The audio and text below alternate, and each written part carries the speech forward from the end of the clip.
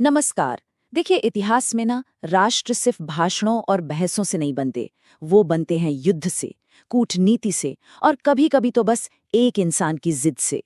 आज हम जर्मनी के जन्म की कहानी जानने वाले हैं। एक ऐसी कहानी जो लोहे और खून की स्याही से लिखी गई थी।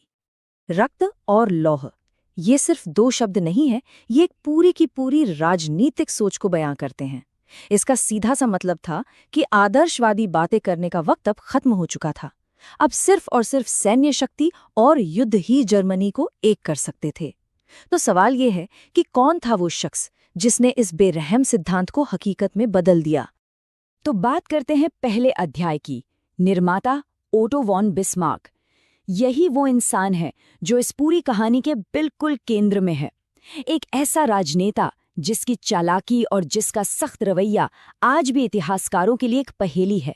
पर वो असल में थे कौन? चलिए उनकी सोच को थोड़ा और करीब से समझते हैं। अब ये जो दस्तावेज हैं, ये हमें सीधे बिस्मार्क की सोच की एक झलक देता है। इसमें साफ साफ लिखा है कि बिस्मार्क जर्मनी एकीकरण के लिए सैन्य शासन के महत्व को समझता था। यहीं से हमें उनकी रक्त और लौह की नीति की जड़ें मिलती हैं। तो आखिर ये बिस्मार्क था कौन? वो सिर्फ एक राजनेता नहीं था, नहीं, वो एक जबरदस्त रणनीतिकार था जो राज्य की ताकत को सबसे ऊपर मानता था।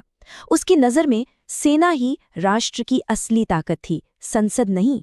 और उनकी सबसे बड़ी खूबी, वो उदारवादियों और रूढ़िवादियों दोनों को ये यकीन दिलाने में माहिर थे कि वो उनके साथ हैं, जबकि असल में वो सिर्फ अपने एक ही लक्ष्य के लिए काम कर रहे थे, एक एकीकृत जर्मनी। दूसरा अध्याय, रणनीति यानी एक राष्ट्र का निर्माण। तो ऐसे पेचीदा व्यक्तित्व वाले इंसान ने आखिर जर्मनी को एक करने के लिए बनाया क्या प्लान था?